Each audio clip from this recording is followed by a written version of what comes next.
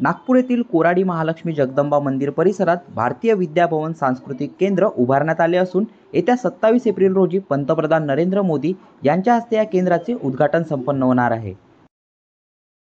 3 acre जागेत उभारण्यात आलेल्या या केंद्रात भारत देशाच्या पौराणिक ऐतिहासिक वैशिष्ट्यांसह स्वातंत्र्य लढ्यातील क्रांतिकारकांच्या योगदानाची सचित्र माहिती दर्शवण्यात आली आहे। या सांस्कृतिक केंद्राच्या इमारतीची लोकार्पणपूर्व पाहणी नुकतीच उपमुख्यमंत्री देवेंद्र फडणवीस, आमदार चंद्रशेखर बावनकुळे, जिल्हाधिकारी डॉक्टर विपिन ईटनकर आदींच्या उपस्थितीत करण्यात आली।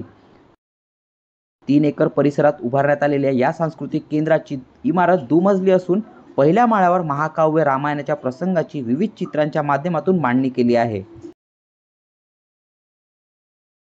या दालनात रामायणाचे रचयिता महर्षी तुळशीदास यांच्यापासून ते रामायणाची मूळ कथा अशी एकूण 108 चित्रांच्या माध्यमातून मांडणी करण्यात आली आहे।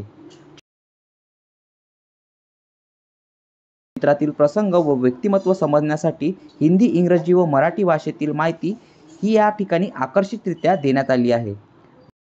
राजमहालाप्रमाणे आतील सजावट तशीच असून रंगसंगती, ध्वनी व्यवस्था, प्रकाश योजना करण्यात आली आहे।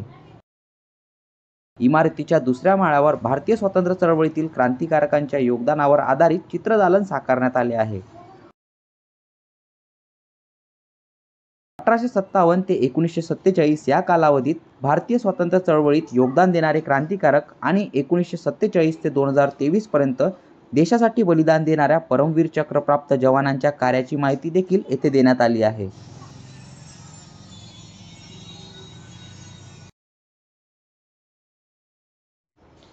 या केंद्रावर केलेल्या विद्युत रोषणाईमुळे या इमारतीच्या सौंदर्यात रात्रीच्या वेळी अधिक भर पडत असते।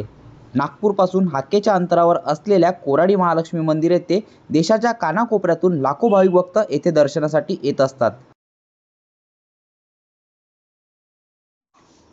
कोराडी महालक्ष्मी मंदिर परिसरात नव्याने उभारण्यात आलेल्या या भारतीय सांस्कृतिक केंद्र उद्घाटनासाठी सज्ज झाले असून या केंद्रामुळे नागपूरच्या पर्यटन क्षेत्रात अधिक भर घातली जाणार आहे।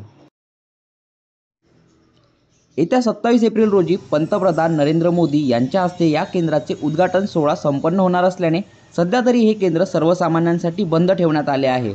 मात्र या भारतीय सांस्कृतिक केंद्राची एक झलक पाहण्याची उत्सुकता नागरिकांमध्ये शिगेला पोहोचलेली आहे। विशाल देवकर, न्यूज 18 लोकमत, नागपूर।